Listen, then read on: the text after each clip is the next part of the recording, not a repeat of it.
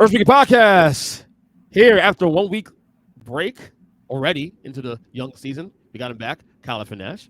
Are you better, Kyle? Are you I'm still better, hurt? but not well. As you can see, I too have opted to purchase my own security van to try to keep doors healthy. But here's the thing: I lost my hat out the window chasing one of your perps, so I apologize in advance for flexing with my great hair. As you always say, was Big Jim always says it on the Hello podcast, Bing, you problem. Well, we missed it last week, man. Obviously, I'm glad we got to get back on the horn. We got a lot to talk about. Well, actually, it was probably better for the and I'll probably bring this up when we record the Huddle Up podcast tonight. Bing! But it's probably better for all y'all because the only thing that might have been green, other than whatever I left in the toilet from being sick, was that disgusting Homer trash you all did for the Irish. And God, that was gross. Are you still accusing me of being an Irish fan? Oh, right. Are we still doing You're this a Cowboys fan. I keep forgetting. We'll get to that debacle later. Oh, my God. You're starting up your bullshit. But I want to start here first. Let's start first with the Bengals last night. I know we got two games. We started with my bullshit. Now we're going to move on. Now we move on to the topics at large. The Bengals. We had two games last night. I didn't ask you this actually last week because we haven't a show last week. This 2 weeks in a row, we had the 2-game Monday football thing. What are you at on that? You like that? 2 games on Monday? They keep calling it a doubleheader. Here's the thing you did, Christian. That is not a doubleheader. Thank you. Those are competing games. Now, me trying to get some rest, because I'm recovering, as we talked about, I had, I was in Jacksonville. I made the drive Sunday up and back 2 hours and all that and blah, blah, blah. Woe is me, first world problems, all that. I get it. I didn't watch a lot of the football games, but as far as these games getting scheduled the way they were, no, not a fan. Not a fan. I know why they're doing it. I get that the second game runs pretty late. Not just the dollars, although I don't know. Maybe that is part of it. Maybe they're negotiating a better advertiser rate or sponsors are demanding that. That's a fair point. Mm-hmm. But in my mind, listen, if they're putting 10 o'clock college football games on Saturday, I don't see why they just don't tailor a Western game for the second Monday night game and keep doing the doubleheader. That's what they've been doing, right? It would be typically Raiders Chargers or something like that. Just do 7 and then 10. Might as well. Go all in. But in. at the end of the day, like you, very in your own Johnny Manziel fashion, flash the money sign, and obviously that's a factor. Sure. Of course, guys, you can see on the YouTube page also. It's in the show notes. This episode, we have this audio. We are video as well too on the Earnest Christian YouTube page. The Bengals, first one of the year. Yes. Not a very grindish game, both sides over the Rams, 19-16. So the Bengals are quick. Bengals obviously one of the better teams in the league, top 4-ish, top tier teams in the league. I mean, better league. EJ Christian, the entirety of the panel on Huddle Up has them winning the Super Bowl. So that should tell you something. Right. So first one of the year. I don't know how you feel about the Bengals last night coming out of that game. I mean, a win's a win. You take what you can. Joe Burrow's calf issues. Bengals still kind of you can see there's definitely some issues with the chemistry, I guess, with lack of reps because Burrow being out all training camp and preseason. Where are you now? The Bengals now 1-2 now heading to this thing. And I think wait and see is the safest approach. But by the same token, all the people who were freaking about the 49ers quarterback situation, it's the same thing with the Bengals. If you ask me, Ernest Christian, you're freaking out about the Bengals. You forgot what happened last year. Right. Now, when I spoke about this same sort of concept with our friend Mikey Byrne on the Student of the Games AFC North preview, bing, he had said that this scared him more than Joe Burrow recovering from the appendectomy. Correct. And in the words of Joel Klatt, and rightly so, I feel like that recovery is always going to be a bit more dangerous. With the appendectomy, it was more about him getting back into the groove because your ability to train after an appendectomy, and I can speak to this personally during my semi-pro football career, like the biggest reason why I never played another season of semi-pro football was trying to recover from that. And, that and I wasn't getting paid and having it as my full-time job. Trying to stay in shape after that was tough. That's why I moved from, and actually it wasn't about playing another year. What I mean is I was set to play tight end. I got an appendectomy and gained like a lot of the weight back that I'd lost. I know you just long. I didn't know that. I know he doesn't Yeah, like to yeah, do yeah. that. It's a whole longer story that is probably more appropriate for the Earnestly Speaking podcast than it is a Student of the Game report. But hey, Right. make sure you listen to both of those anyway on the Earnestly Speaking network. Bing! You're welcome, bitch. So, And here it is. You're cursing first, and I'm not. Just saying. well, no, you said bullshit first, actually. Oh damn! So I you forgot. set the table. I'm sorry. This is so fluid for me at this point. I don't even know what I'm cursing sometimes. Yes, I'm yes, so bad. right.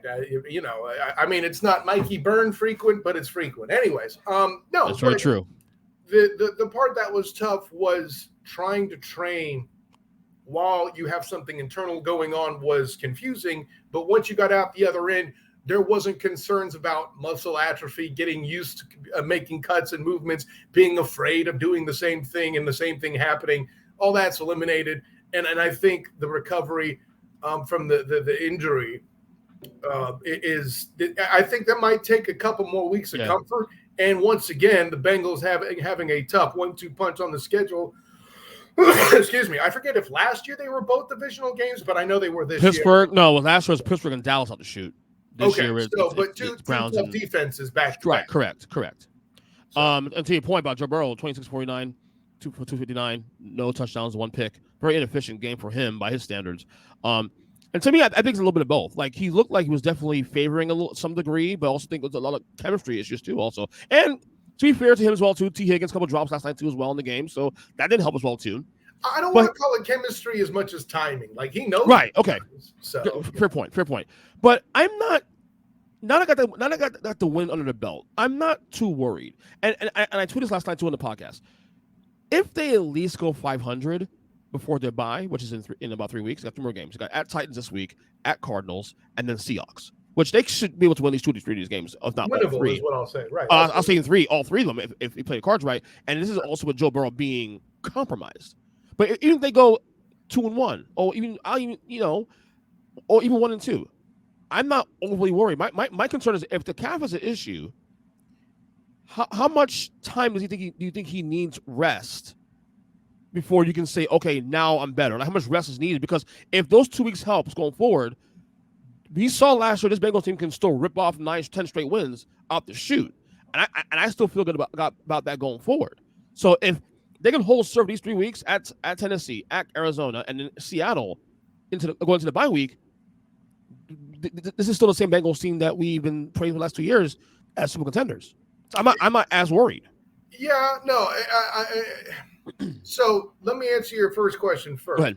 What does it take to recover from the calf? How much rest does he need? Listen, the only thing scarier than a calf injury in my mind is a hamstring, as in it's a goddamn mystery, right? Even Sherlock Holmes is going to throw up his shoulders and hands on this one. Right.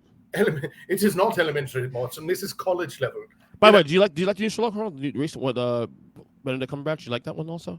Oh, it's badass, man. It's awesome, isn't it? Yeah. Amazing. Like the only thing that the British Cumberbatch miniseries didn't have that the Robert Downey one did was those moments where they would flash to his head and like walk through him thinking something out. Right. If they introduced kind of that element, and more similar, like they did something like it, but it wasn't as good. Robert Downey was a movie though, it wasn't a series. Right. And which would also mean that the TV series has less budget. I get it. I liked what the British version did with Moriarty too. That was interesting. But, yes, I love that one. Yeah. But no, absolutely great. Mm-hmm. Right. Continue. Sorry. Sidebar. Sorry. The calf recovery is so in space, and like I actually suffered a similar thing. Granted, I don't think it was severe as what Joe did, but it was in high school, so take that for what it was worth too. But like, I was running around. I went to jump up onto something and felt and I'm like, ow, that hurt. And then I realized I was walking poorly, and then I had a basketball game that weekend for playoffs. So, in case you've seen me, and, EJ always calls me 7'5", you're where I'm a post player. So I'm not necessarily running as fast, but I need to be able to go back and forth. Correct. I played the first 2 quarters of that, sat the third quarter, and my calf was right enough to finish the game where we were able to move on in the tournament.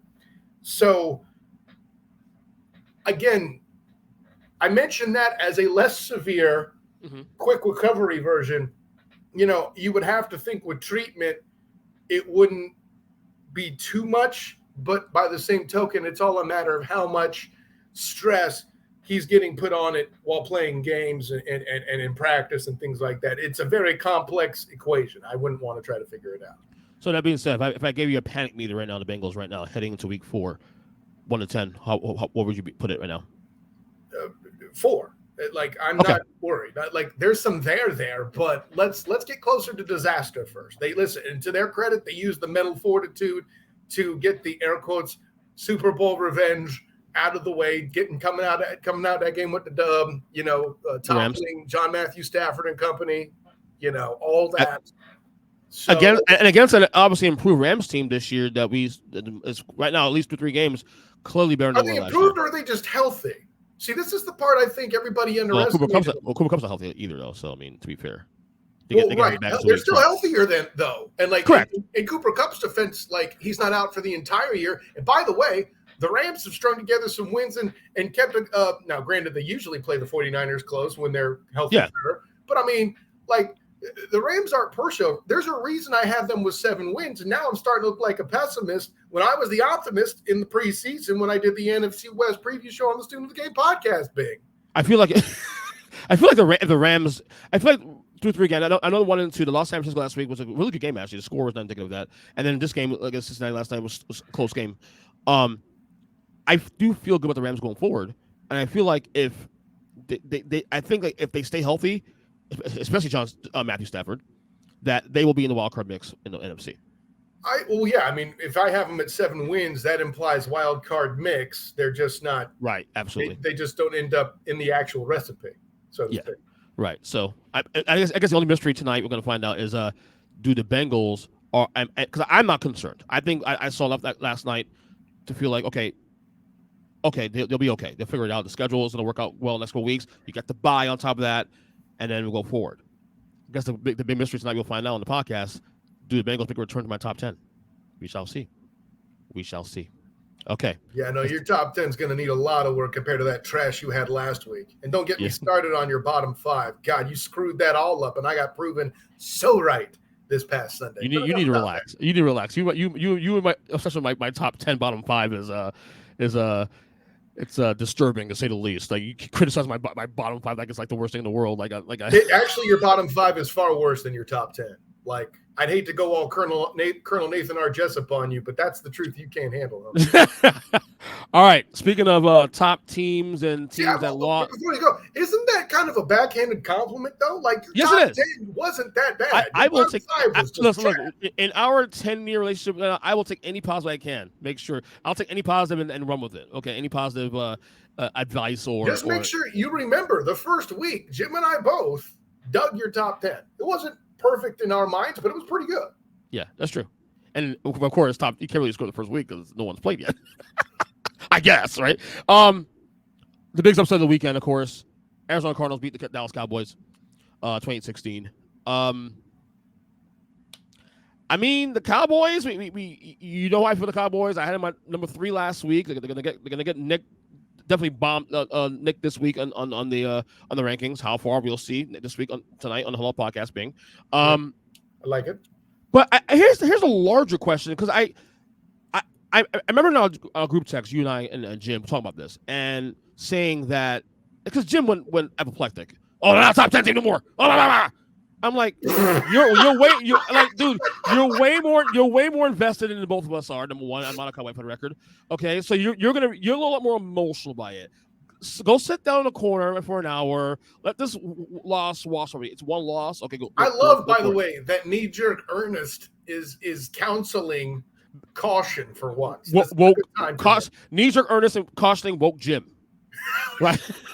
Jim, I know you're going to hear that. Don't blame me. Very clearly separate me from the woke Jim comment there. I didn't do it. Thank you. So, but then yesterday morning I look at their schedule. I'm like, wait a second. Through 3 weeks now, obviously you have a 3-week sample.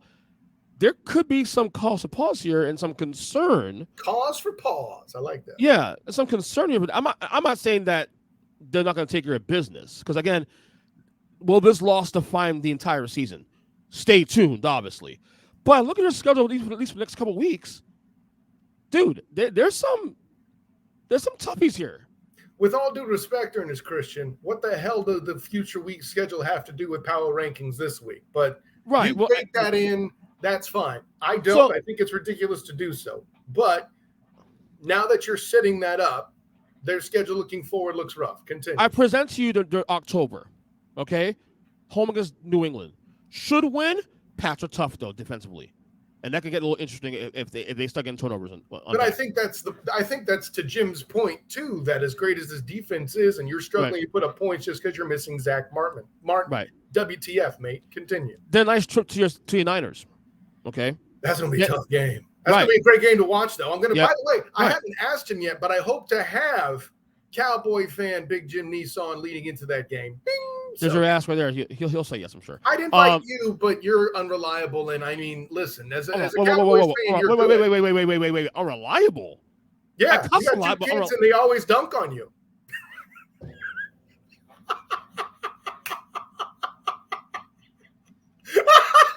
Continue. I'm gonna ignore the acquired here. Then a trip to LA against the Chargers, which is really gonna be a home game for them because it's the Chargers, but still a tough game nonetheless. And then the Rams. It's tough because of the whole Kellen Moore revenge factor. I think it is worth mentioning the way you're mentioning it there, Ernest Christian. I think that's a tough one. And then the Rams, which at this point we view as a tough team. Of that gauntlet, it's the weakest, but that ain't no gimme. That's, right. Yeah. So to Jim's sorta slightly, I just do this on the podcast. Slightly, giving him a slight over. Slightly, are you right? Slightly. There is some cause for pause on Jim's end. I will agree to that to some degree, and this loss might actually put a microscope on the next month or so. The reason why the term cause for pause is so perfect, EJ, is pause pulls back on urgency, right? There's some cause for pause. It's not time for worry. It's not time for panic. I think that's a perfect way to describe it. Right. That being said, because the sample size in the NFL is currently smaller, I think bigger and wider swings and leaps in power rankings should happen in this time of year. Yeah. For example, if you're a team that goes 1-1 after 2 weeks, and that's after you lose to the second highest team on the power rankings, you get penalized a spot. As ridiculous as that is, because we're early in the year, you should be dropped theoretically, some would think, I don't, from 7 to 8. Not that I'm mentioning anything in particular about your power rankings last week about the Jacksonville Jaguars, but I totally am. Good God, you're the worst, I swear. No, but look, I think they'll get through this next stretch okay. By the way, they start November against Philadelphia.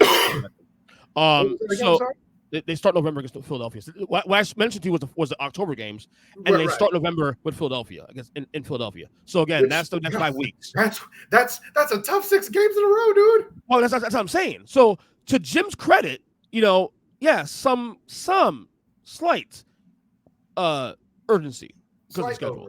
I think they'll be okay, but you still got to play the games.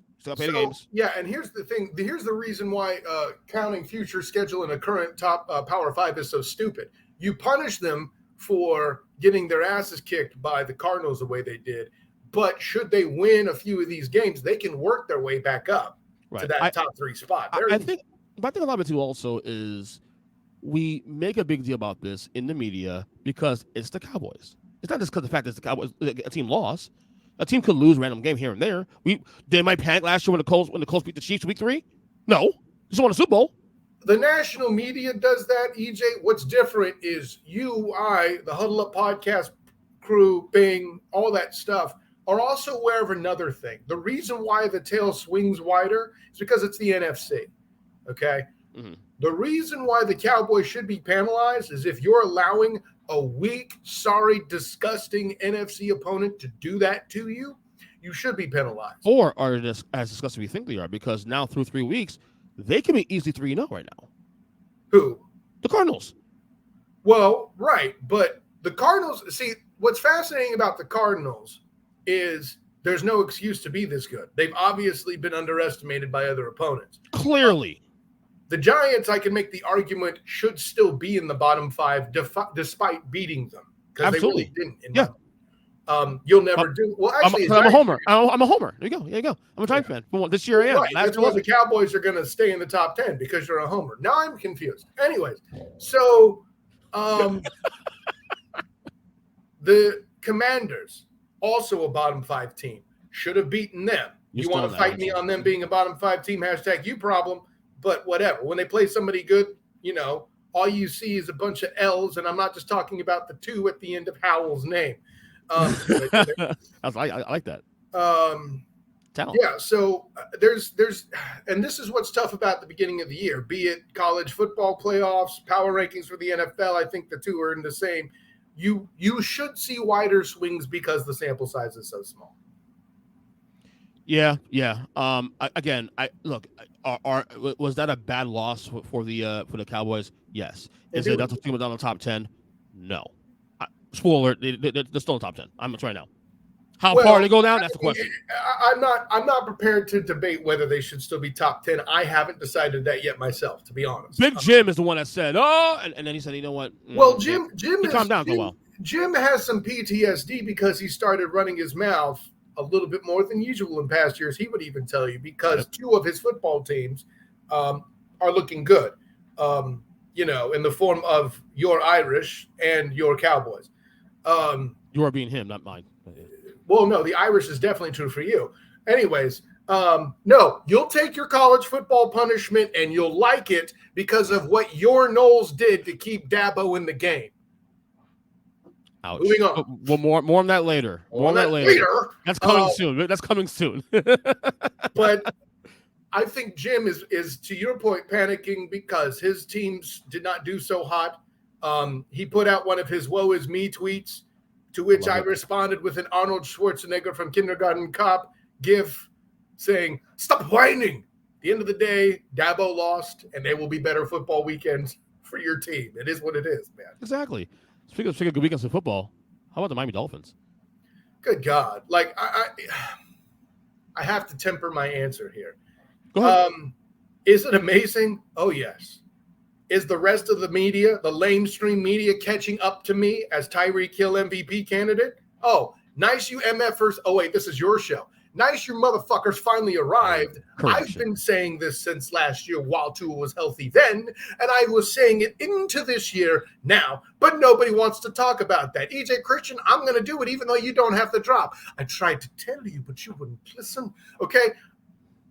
This is confirmation about Tyreek Hill. I know everybody's talking about Tua. Be smarter. A major reason why all his numbers, getting rid of quick releases, furthest ball thrown downfield among quarterbacks, et cetera, is because of Tyreek Hill.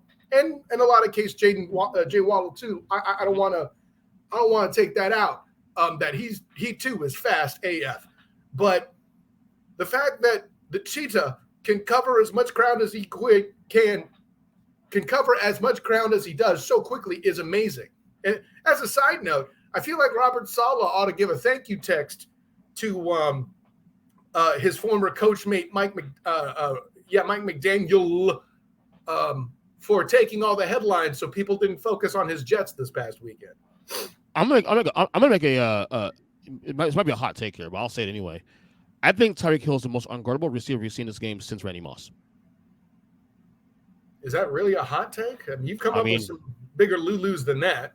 To me the things he can do, the things in this toolbox he can do as a receiver for a guy his size, stop on a dime, change speed, he is the most unguardable receiver I think I've ever seen since Randy Moss. Well, and I think with him it's situational too. Like you're not throwing a jump ball to Tyreek Hill, right?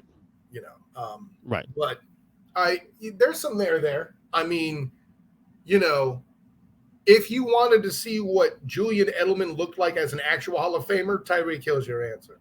Ooh, I like that. I know it's talk about Justin Jefferson, best receiver in football. I disagree with that. He's number 2 probably. Number 1's Tyreek Hill. Tyreek Hill is unguardable.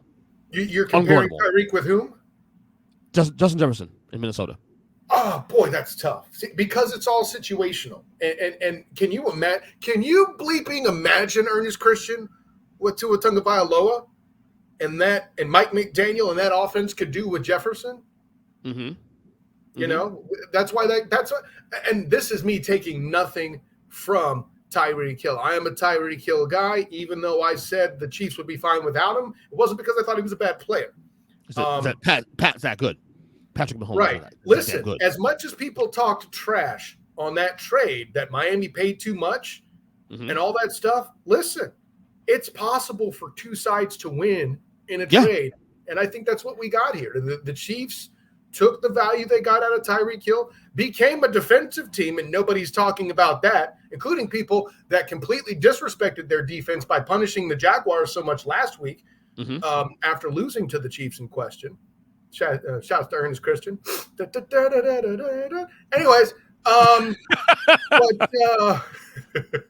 but I think, man, that's a good question. It's so situational though. Like I can, if you were on the goal line, you wouldn't want Tyreek Hill. But if it was 1st and 10 and you're trying to get a dude in space, you 100% want Tyreek Hill. You know, I'll put it this way: if you're in a GM office and you're having to choose between those two, good problem to have. That's all I'm saying. Yeah, I'm just saying he sat there and said, Tua is a great receiver, this and that, quarterback, and this now I'll make work with Tua when he first got him. People was like, well, come on, stop. Well, I know what's saying Tua is bad, right, but he's not Patrick LeVon Mahomes II. Well, nobody is though. Nobody is, to be fair. I mean, here's my question with the Dolphins though, and again, 3 weeks in. Are you comfortable saying they're now Super Bowl contenders? No. Okay. And it's not because of their play on the field. If you remember, Tua Tagovailoa was still healthy this time last year. Yep. I heard your boy, Dan Lebitard, talking about this morning. By the way, much better out on his own than he ever was in ESPN. I told you. Take the shackles off. It's all good.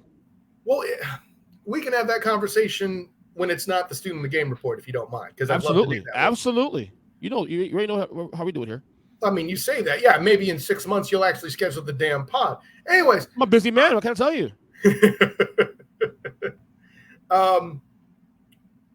His passing touchdowns, 8, I think it is. Exactly the same as last year this time. Number of interceptions, I think, is 2. Completely the same as last time.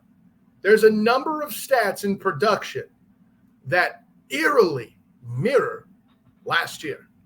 The only thing that's different, Ernest Christian, the number of rushing touchdowns and support that he has. Which, by the way, Mostert. You all late to that party too. Y'all forget that Mostert was there when McDaniel was there in San Francisco. And Mostert was getting play while Deebo Samuel was hurt. And isn't that also McDaniel's specialty too? Rushing, run the ball, like his background, basically his strength in terms of like offense is the ground game. I don't know that it's his strength as much as Shanahan in that offense, including McDaniel as a coordinator, right? As much as that's the mixture the team had at the time. Maybe McDaniel is just a good goddamn coach. What about that? It's cool as hell. You want to give Robert Saleh all this gap? Where we at? Why can't we give Mike McDaniel that same credit? No, I'm with you, brother. I'm with you. I'm looking forward to this week's game. I think we'll know more about this Dolphins team next week. They go to Buffalo. Definitely a early season. Okay, where we at for both teams? Can you imagine if the Dolphins put up 40 on the Bills at least? What a statement! Not saying it'll happen, but how much would that tell you, Ernest Christian? Definitely. And I can see that happening. I mean, Buffalo's has 2 good wins last couple weeks, but against Washington, against Vegas. Buffalo played teams that didn't have the defense the caliber of the Jets. Nobody wants to talk about that. You notice what happened the next week after he played somebody not the Jets? Put up 30-something points. Yeah. Interesting how that works. Yeah, and then 37 this week. Yep, exactly. Yeah, I'm with you. Well, that's gonna be a great game. A topic that you and I think we go all around for years now, but we got to discuss it here because and it's obviously come off this Dolphins game to the other team that lost to the Dolphins. I gave up the 70 points. I've been hearing all year long. Obviously, look, last year made sense. Russ shit the bed last year. Russell Wilson shit the bed last year. We can agree to that, whatever. This year, I'm hearing the same crap now, though. Like it's like it's too lazy now. Like 2-3 games, 0-3. Whose fault? Russell Wilson's fault. Let's bench him. Oh yeah. Are we watching the game? Are we Kyle? Are we watching the games here or not? Well, I never understood why Rusty got as much blame as he did, especially while playing hurt, which, again, no one wants to talk about. Just like nobody wants to talk about Trey Lance asking to be traded out of the 49ers. But, we can't have reality. It gets in the way of my narrative, right? Facts don't care about your feelings on this show, bitches. Anyways, you're welcome, EJ. Thank you. But I think you've made the point before that Rusty of now is not the Rusty of old. And I think a lot of that is him having to be mobile by force. Mm-hmm. We make the joke on this show. I make the joke on many shows and in writing about how much better the Seahawks got on the offensive line after Rusty left. And no one is holding Pete Carroll accountable for that. It drives me insane. Okay? That same O-line weakness is there, and it wasn't addressed. Even after your boy Sean Payton pointed it out, it's still not any better. And I think we could put that on him in the Broncos front office. I think that's fair. I don't know how much time he had to really adjust, but it's still in that part of the house. The defense is woefully underperforming, and we were saying that long before a 70 burger got grilled up, okay? They've had some games where Jerry Jeudy was missing, sure. But the part that you said that I don't think gets talked about enough, it's not that Rusty is performing badly so far this year, but he's not special enough to match the money that the Broncos are tied to. Right, that I agree with. Long. The contract is shit. The return on the investment, totally agree with on that one. Totally Right. He's not the problem. He's not the solution either. I agree with that. He's got to be special. He's not the problem on the football field. What he is a barrier to solving those football field problems, right? I think that's the best way to describe it overall is that. Yeah. And now I know I wear a hat during the show. Good God. I mean, just to cut your hair like me, you can just, I don't have the right shaped head. You see, my head's kind of too tall. Like if I look bald, if I went too bald, tall, too square. Too tall, too square. I don't know about square, but it's definitely too tall. Like, yeah. Okay. Like you're the shape of your dad's head closer is to my dad, which is why he, he and I had this conversation before he passed. He thinks my head's too tall as well. So there you go. Dad's always right? Or he thought this is whatever tense. It's fine. So you don't bench Russ. We don't bench him at this point, right? No. That's silly talk, right? Well, who do they have that they bring in? Like, I don't even know who to back up. Trevor Siemian, I think, was the back, I believe. Does that sound like or Jarrett Stidham, was it? Again, does that sound like a good plan to you? I mean, no. It's the Sean Payton problem right now, dude. So here's where else I would go as well. And this is I have a unique experience with this that I can tap. Okay. Writing for the Dolphins Wire during tanking for Tua, right? Fitzpatrick, Fitzmagic at the quarterback position. Or, was that the answer? Was that the right thing to do? Who do you start? All that other stuff. Right now, I'm not here to say that Sean Payton is tanking, but what I am here to say is much like Brian Flores, is he's trying to change culture. Should he have been able to do more of that last year? I don't know how he would have, right?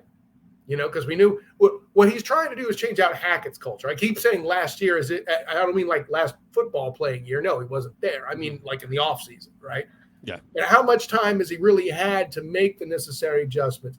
If Sean Payton's statement is as true as he thinks it is when he made it, people should be expecting the turnaround time to be longer than a year. But instead, now then, the Dolphins put up a 70 burger, and they're all like, well, Sean Payton, you couldn't do nothing. Well, it's because he hasn't had time to write the shit. But you got to admit, though, the biggest thing for the Broncos this year, even compared to last year, is that their defense has massively regressed, at least 2 or 3 weeks. Yeah, it's wildly disappointing. But again, Sean Payton's not a defensive guy. Right. So. But of course, but of course, the narrative is either give up 70 this week, gave up 35 last week to Washington at home, blame Russ. That makes no sense. That doesn't translate. Yeah. I'm Well, sorry. listen. I mean, it's been blame Rusty back in Seattle as well, too, right? Yeah. Should we be concerned about the Ravens? 2-1, tough. Now, granted, this past Sunday losing to the Colts, down 7 starters. That should be a little bit of a clue that we will struggle this week. But still, I feel like to still win that game at least, though, is the Colts at home. I'll put it this way. I'm more concerned about the Jacksonville Jaguars losing by 17 to the Texans than I am about the Colts stealing this game. The Colts, listen, man. I mean, I know Gardner Minshew played. Uncle Rico? But, Uncle Rico did the damn thing. And DeForest Buckner up front neutralizes running attacks. Mm-hmm. And not for nothing, too, causes pressure on the back end. If you don't properly account for it, #you problem on the offense. And the Ravens defense just ain't what it used to be. Am I surprised the Colts won? Absolutely. So are Colts fans. Am I concerned? No.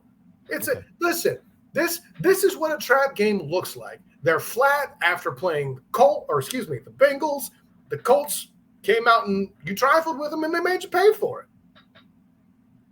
They like the Cardinals a little better than we thought they were this year. That's for sure. At least 2-3 weeks anyway. 2-3 weeks. I'm not ready to crown the Cardinals yet. You see what I did there? Right. That's good. I like that. That was nice and subtle. I felt you're good. You're good at this, man. You're good at this. You're pretty good at this stuff. Talent. That's right. Yeah, I've been saying for how long now? Come on now. No, I'm kind of with you. The offense is still a work in progress, but I see more positives than negatives with the Ravens offense. You know what I'm impressed with is the defense, the way they've made plays when they've had to make the difference in a lot of ways. And listen, I get that Daniel Jones was San Saquon at some point in that game, obviously. Mm-hmm. Did he get hurt? Did he get hurt against the Cardinals? He got hurt on the second last play against the Cardinals. Okay, so Saquon was still a factor then. Mm-hmm. That part tracks. Mm-hmm. But I'll put it this way: if they had that only Daniel Jones the whole game, do the Giants win that one? The fact that I have to ask the question should tell you that the Cardinals' defense is who's outperforming, if you ask me. Right.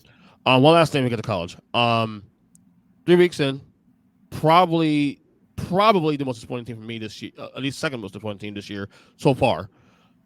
But is it time to deem the Justin Fields experiment a failure in Chicago? The experiment's a failure. You can declare that if you want, but more because I think the environment in the laboratory is not appropriate to run the experiments in question. I don't think he's had the appropriate coaching.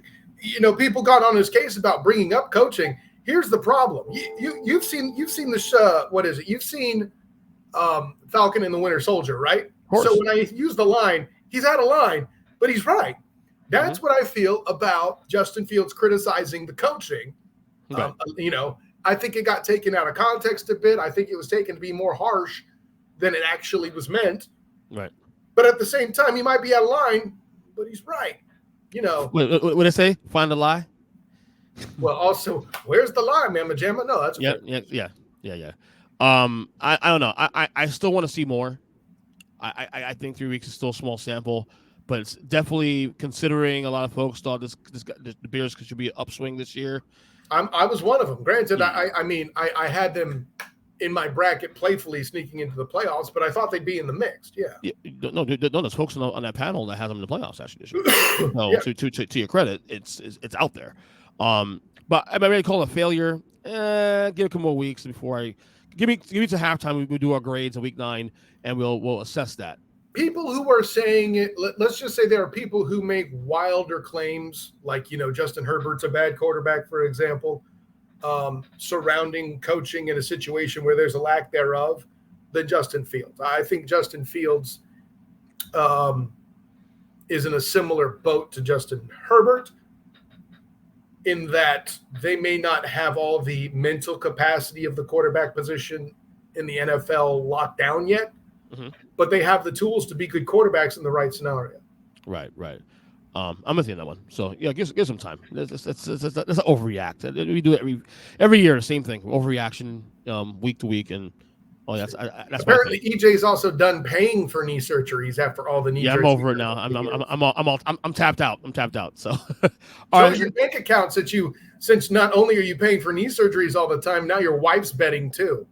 Oh, dude. By the way, Lauren, we tried to tell you, but you wouldn't listen. Betting the Texans and or the Jags against Jaguars. Oh my gosh, realize he's the so past pissed. 5 years, EJ Christian, that the Houston Texans' first win has been the damn Jaguars? Yeah. It completely redefines it was always the Jaguars, doesn't it? But God, that's why I told her going to Sunday. She's like, I don't care. The Jags are still better. Make it happen. So why haven't you morning starred her yet? That's your thing. I don't want to steal your thing. Well, Eli should do that. My son Eli should at least do that. He has a little bit of a right. Bro, yeah. Like, listen, I'm even approving and commissioning the Morning Star on this one. You can't. Come on, dude. As much. We do. Okay, then we're doing it. Then next time we're going to do it. Then. Okay. One more thing on the Chicago game. They got destroyed by Kansas City. The whole Travis Kelce, Taylor Swift thingy. Oh my God! Who the hell cares? Right. But you went on your boss's Rapid Controversies thread, which by the way, hysterical. He posted on there saying that he had no idea that she was this big. Like, dude, I believe it. The dude's busy, and then of course one of his teammates, Ab Stanley, has to be a big asshole and go on there and talk shit for him asking. What did he say? I didn't see his thing. He gave him a hard time. Why are you asking? You know, I don't want to quote him exactly, but like Raph goes on there, opens it, and openly admits ignorance, seeks knowledge, and then people like you and him talk shit. Like, what the hell, guys? That's my job. Well, here's the thing: you don't appear in anything of his until he starts talking about Taylor Swift. No, I appear some time to time. Depends on what he's saying, though.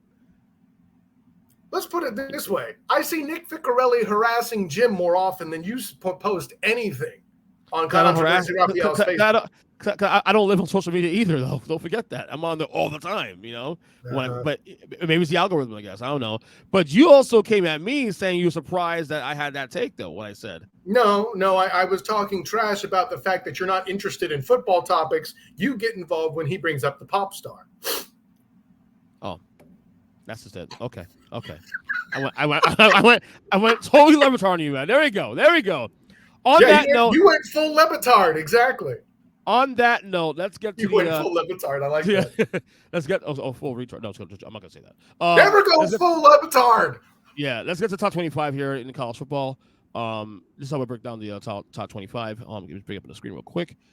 Kyle Nash, can you see that? I can now. I can see that no price increase will happen in 12. Oh, there we go.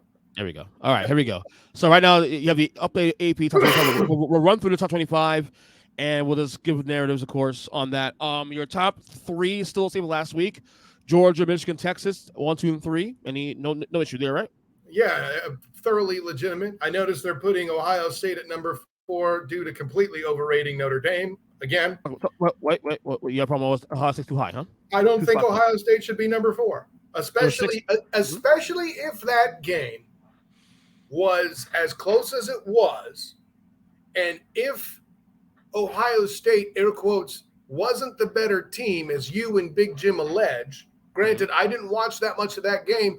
I was covering Kansas State hosting UCF for the Black and Gold Banneret. Bing! Which, by the way, check out that week's edition of Night Class if you want any sort of analysis on what happened in that game. By the way, I tried to tell them to pick the over, Earnest Christian, but they wouldn't listen. This is absolutely fascinating. After keeping Dabo Swinney alive, you put the Knowles at 5 still? Really? Down one now. They got nipped. One spot. They won. They didn't deserve to. I should say they didn't deserve to win, but they kept the other side in it. For my money, FSU and Ohio State should be behind both Penn State, Washington, and USC. I will say this much to your credit. In the case of Florida State, I am not sure they are a top 7, 8 team in the country right now. I mean, technically speaking, I put them at 8 or 9. But I will say, in their defense, though, they probably have the best 2 wins of the year combination right now through 4 weeks. Who's that? Florida State beating LSU. No. Okay, so it's LSU Clemson. And who? And Clemson. There's no way you should have no way. Talk to your boy Joel Klatt about that because he puts a lot of stock in that win. Actually, hey, listen, I like Joel Klatt too. He's not perfect. Nobody is. Okay, we'll get it. And which it doesn't make any damn sense to me either. He's a West Coast homer, and he's going to penalize USC like that? No, come on. All right, you got Penn State at 6, Washington 7, USC 8. USC down 3 spots. Down 3 spots though. Yeah, I don't get that. I do not get that at all. Well, actually, yeah, I do. It's bad writer analysis and entirely too much credit being given to Ohio State. Oregon up 1 spot, number 9. With a big win over Colorado. We'll get to in a second. You mentioned Utah at 10. You mentioned Utah. They're up one spot here. You want to talk about Utah a little bit? I did. This is ridiculous. They're a top 10 team. Okay. Here's the thing, Ernest Christian. They played UCLA, who was also ranked in the top 25, starting a freshman quarterback. You want to know the score of that game, Ernest Christian? 14-7. 14-7. What was 7 of their points? I didn't watch the game, so I can tell you. A pick 6 on the first pass of the game by an 18-year-old quarterback. And you think they deserve to be raised in the rankings on the strength of that? That means their offense scored 7 damn points. Why am I impressed enough by this to raise them? Stop so it. if not them, then who? Notre Dame's number 11, down 2 spots. Well, and see what it is. They're afraid to put Notre Dame in because they have a loss. But here's my thing. If FSU is allegedly so good, why is LSU this low? Why is Alabama this low if Texas is allegedly so good? Now, granted, I've seen the product for Alabama. They shouldn't be awarded. I'm in agreement with you than that. But other than that second half in week 1 at the Citrus Bowl, which I watched personally, by the way, why is LSU this low? That doesn't make any damn sense to me. You know what they didn't do, Ernest Christian? Score only 7 points in a game. So you're saying LSU should be higher. Utah should be lower, obviously. But who should go ahead of Utah then? I just told you. This bunch. LSU. Yeah. Alabama. Oh, no. I'm saying no. My premise is Utah should not be in the top 10, and I would put LSU in there ahead of them. They should not, 13's too low for LSU. Okay, so for the listeners real quick, Utah 10, Notre Dame 11, down 2 spots. Alabama up 1 spot and 12 with a big win against Ole Miss. Third, and even covered the spread too. 13 LSU down 1 spot. And then 14 your favorite team in the Big 12, Oklahoma. I don't see why Oklahoma advances here. This doesn't make any sense. They're just sneaky frisky team now in this spot here. Buddy, Cincinnati's trash. Oh no, I'm not defending why it's high. 20 points on them. But if more teams get knocked down on top of them, and they continue to win games going into November, that'll be the team that can get some look-sees for a possible playoff spot if things play out. Just saying. Let's. I'm not saying I like it. I'm just saying that's what is playing out right now. Like today, right now, as much as it annoys me, I would give Washington State more credit. Okay. Well, 15. Oklahoma. I would give North Carolina. I don't know what the hell is going on. Well, these next 4 here moved up spots. North Carolina at 15, up 2 spots. I don't understand why North Carolina is in the top 25. They're kind of good, man. I watched them. Well, they're kind of good. They haven't played anybody, but they've beaten everybody. This is like trying to sell me Sam Howell again. And by the way, I'm still not buying, even with him in the NFL now. Forget it. To be fair, this is also early season college football. All this should work itself out by October. That's your only sense, ACC homer. That's it. It's early. We know nothing. I love you, Kyle. 16 Washington State up 5 spots. 17 Duke up 1 spot. They're the frisky team in the ACC as well too. I think they're the friskiest team, but again, haven't really been tested. In my mind, I mean, I know they want to give them credit for Clemson, but I will say this: they play Clemson, they beat them. They play Florida State coming up soon. Speak up, Gilmore girls. We can't hear you. You hear me? Yeah. Hello. I got you. Good. Okay. No. The Duke has they beat Clemson already, number 1, but they also got to play Florida State and Notre Dame going forward. So we'll see. So have a chance to earn their stripes. Yeah, exactly. Miami 18 up 2 spots. I'm not mad at it. Okay. Oregon State down 5 spots with a loss to Washington State. Also not mad at that. Right. They got 20. Ole Miss down 5 spots, losing to Alabama. 21. Tennessee up 2 spots. Did somebody tell me why Tennessee's in the top 25? Because they're Tennessee, that's why. And that goes for Florida as much as I do like Billy Napier. Like, no. How about now? Up 3 spots. Up 22. 23 Missouri. Well, and that's because Utah won a game 14-7. So, hey, they must be good now, right? Right, Ernest Christian? Yeah. 23 Missouri, 24 Kansas, and 25 Fresno State. Yeah, Mikey Keene there at quarterback is going to be interesting at Fresno State, but I like that they're ranked. Also notable not being there is, of course, Colorado, who is now out of the top 25 after that blitz. Well, in the words of your boy Deion Sanders, he got a good old-fashioned butt whooping. That's what happens. What do you think of the narratives? What do you think of the narratives around Colorado and Deion going into this game, and of course after the game, the Dan Lemming thing? By the way, the thing with the Dan Lemming pre-game speech didn't bother me one bit. I've heard worse. I've heard worse in high school playing football. Well, what did he? Can somebody tell me exactly what he said that was so bad? Because here's what I'm getting sick of, Ernest Christian. I'm getting sick of that being made a racial narrative. Thank you. All the stupid race hustlers out there trying to make a thing out of it. Like, stop. Yeah. I said it, black man. I said it. Hey, I'm a member of the CFABJ. I don't want to hear it. Central Florida Association of Black Journalists. For those who are asking. Well, you're kind of tan, so it makes sense. Just because I'm as dark as you doesn't mean I'm black. You racist. No, I know. I get it. I'm a jerk. I get it. No, but I mean, look, why people surprised by this? And people sitting there saying, like, oh my God, back to earth again. They were a 3-touchdown underdog. This was expected. Well, and how many weeks has the panel at Huddle Up? Matt Murschel on my show, the student of the game 2 weeks ago before I took my week off. Bing! Like, everyone's been trying to tell you mofos, pump the brakes. But why was the Oregon coach so angry? Yeah, go ahead. Oregon is in the middle of campaigning to try to get back into a playoff spot. Think TCU back in the days when they hired an ad agency because they felt like the Big 12 wasn't getting enough respect. That's where Oregon is sitting right now. And they're fighting their butts off to try to get any sort of notoriety to try to get a playoff spot, to be in position to get the respect that USC does as they're leaving the Big 12. Well, so is everybody, I guess. But the punchline is then Deion comes in, takes over for a one-win team, and they're having to listen to this ish for an entire month.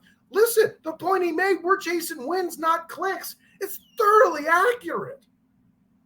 For the record, though, Colorado, Oregon, 426, drew 10 million people. Guess what? I'd be shocked if USC Colorado doesn't draw 8. And the only reason I think the number will be lower is because it's a 10 p.m. start. Yeah. Deion still wins. Deion's still winning. Well, everybody still wins. Listen, Oregon got and Deion's reason why, because Deion is the one that's tracking all this fervor. Deion's the center of just all this fervor in general. I mean, he's doing his best. Usher, watch me. Anyway. There you go. So I don't get it. Like, stop the race hustling stuff, okay? And the thing with Deion, people don't. First off, I warned this shit 2 weeks ago. The moving of the goalposts, like, as much as Colorado shocked the world by being TCU what they did week 1, that now we shifted the expectations in the span of a week from a team that had a 3.5 win over-under come to the year now to where if you tell me that they go 6-6 or whatever, it's a failure. No, it's not a failure. This team won 1-11 last year. It's still a 5-game improvement, which is massive. Exactly. Like, stop. And people just want to hate for the hate, and people want. I think both sides are egregious. You have the pro Deion crowd who's like race hustling and all this bullshit and trying to make it more than it has to be, and you got the other side of the crowd like just mad because I'm comfortable with Deion's style. Get over it. It's working. Well, you don't have to like hot dogs and showboats. And listen, Deion Sanders, the player, was not my favorite. Deion Sanders, the coach, I'm about that life. Yeah. Because Deion Sanders, the coach, has to campaign like that in a world where NIL exists. Yeah, absolutely. I'm glad you mentioned NIL, especially too, because that's the other extra layer of recruiting now with NIL. So, and here's the thing: for all the race baiters out there who think EJ and I are egregious to even bring up the fact that it's not entirely about race, as much as EJ and I are both happy to see a black coach have this level of success in college football, by the way, at a mainstream institution, so the necessity for a racial divide doesn't have to exist, and everybody can actually get equal facilities regardless of where they're at, right? Exactly. For those who are on the side of it that the whole Oregon thing is racial. Let's pretend that's true. It's not, but let's pretend it is. What do you think Deion's presence is going to do for those older guys that don't embrace NIL, the Dabo Sweeneys, the Mike Gundys? Yes, I'm calling out some big names who are on record talking ish on NIL, Ernest Christian, who are both, by the way, programs in downfall. Noticing that? Okay. You want to know, by the way, anybody who noticed Colorado putting QR codes and Twitter handles on the back of the practice jerseys, you know where he got that from? An old white man. Gus Malzahn did it first at UCF. Mm-hmm. Interesting. Nobody wants to talk about that. Of course not. No. All right. Fine, get you out of here. One last thing I want to talk about real quick. So last night's game, Bengals and Rams, Chad Ocho Cinco Johnson got honored in their Bengals Ring of Honor last night. I don't know if you're listening to Shannon Sharp's podcast, Club Shay Shay, but now not as much as I'd like to, but it is good. It's fantastic. But now that he's on the volume now and does his own thing, Chad Johnson is on the show now every week now with him. Which, by the way, love him on the volume. That was a great move by Colin absolutely. Cowherd. Chad Johnson on there weekly with him. I think twice a week actually, if I'm not mistaken. On there with Shannon Sharp, and we were talking about him being honored, for Ring of Honor for last night's game. Right. Chad Johnson, of course, like to push things a little more of a conversation. He talk about like gold jackets, the Hall of Fame. So I asked you this question. I'll read some of the numbers here first before we dive into the conversation. Chad Johnson's career, first off, 766 receptions, 11,059 yards, 6-7 touchdowns. He's a hold on a second. He's a 3-time first-time All-Pro, 1-time second-time All-Pro, 6-time Pro Bowler. He was the receiving yards leader in 2006. As I said, he was in the Ring of Honor for the Bengals. Kyle asked you this question: is Chad Johnson a Hall of Famer? First ballot, no. Should he be considered? Yes. In my opinion, Jimmy Smith should be in before he is. Mm-hmm. But I think he and Chad Johnson both have the same problem. It's the franchises that you play for that are problematic here. If Carson Palmer in that group won a Super Bowl, got to a Super Bowl, we'd be having a different conversation. In other words, what I'm saying, it's Kimo Van Oelhoffen's fault that Chad Johnson isn't going to make it to the Hall of Fame quickly. And while the franchises they played for are being held against them, I'm not saying it's with intent. They just don't get as much pub because, the Bengals have been the Bungles for so long. Only lately have the Bengals been good, right? Everybody assumes the only good quarterback to ever play for the Bengals is Joe Burrow. While that's inaccurate, that's, kind of the psyche of the modern football fan, right? Boomer Esiason was awesome. What's that? Boomer Esiason was awesome. I love Boomer Esiason. I don't know if he was awesome, but he was pretty darn good, yeah. When MVP one year. 88. Let's put it this way. If MVP was your measure of everything, you'd be leaving out a lot of guys who got screwed over. Oh, no, I get it. I was saying that year went to the Super Bowl and we're Joe Montana miracle from winning the Super Bowl that year. I mean, listen, it's not my fault he couldn't hang with Joseph Clifford Montana. Anyway. Oh, hey, look, it's John Candy. Same drive. Oh, by the way, 90 yards. Go, Jerry. Anyways, no. I think, but yeah, because Jimmy Smith played for Jacksonville, and that team that maybe shouldn't exist in the eyes of many in that city, because Chad Johnson played for the Bungles and all of that, he's not going to get the appropriate respect. But yeah, obviously not a first ballot guy. If he made it in an era where I actually start showing gray hair, I'm cool with that. Yeah. I would lean if someone first ballot. First off, I think did he pass that opportunity for ballot? He did. I'm just saying it's appropriate he didn't get it. Right. I mean, look, if T.O. can get the first ballot, even due to political reasons, and T.O. should be his top 3 receiver all time, then obviously he's not first ballot. But he's definitely should be considered for Hall of Fame. In fact, even the years he was there, I mean, granted, the Bengals and the Bungles most of the last 30, 40 years, but the couple spikes they've had, a couple of years where they're relevant to some degree, winning divisions and whatnot, playoff teams. Palmer. He was there. Yeah, and He was there, part of that. actually, he was there for some of the John Kitna era, if I remember correctly. The early part, yeah. Yeah. Well, the late part of the Kitna era into the Palmer era, yes. Right. When you said the early part, you meant early in Johnson's career, right? Correct. Ocho's so his career, whatever. He was a part of some positivity in the Bengals years, and obviously this era is obviously being probably the best of all. Probably, I mean, obviously you compare it to the Esiason years, but the only other years I remember them being relatively relevant for a couple of years, whatever, a playoff team on a regular basis was early Marvin Lewis, and right to your point, Carson Palmer, whatnot. So I'm with on that one. So yeah, you should get some credit. So you agree it's Kimo Van Oelhoffen's fault? Correct. I'm with you on that one. Kyle Nash, welcome back. Plug away, brother. How often do you get to make a Kimo Van Oelhoffen reference? That's my not very often, but this is what the podcast is for. Look his name up on YouTube. It'll be nothing but a notorious clip. Of course, I'm Kyle Nash, the student of the game. You can find me on Twitter as the SOTG. Find me on Instagram as the same, the SOTG. Find me on Facebook as the student of the game. Check out my writings with the Jaguar Report. I managed to find a bright spot in this past weekend's game. Find out what it was. Go Jaguar Report and read that. You'll find out it's Travis Etienne. I'll tell you why in that article in question. Of course, you can find stuff from me on the 3-point conversion and also the black and gold banneret. Earlier, I did mention night class, talking about the most recent night's game against K-State. By the way, their first Big 12 conference game, Ernest Christian. It was a lot of fun. And hey, with the backup quarterback, it was pretty close there until the final quarter of play.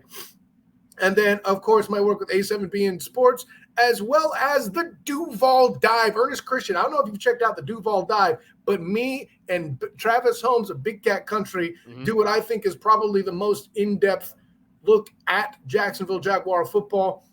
So even if you're not a Jacksonville Jaguar fan, if they're playing against your team, you want to check out that point of view on it as well. I think it might be the most intelligent podcast that doesn't involve Joel Klatt. So check that out.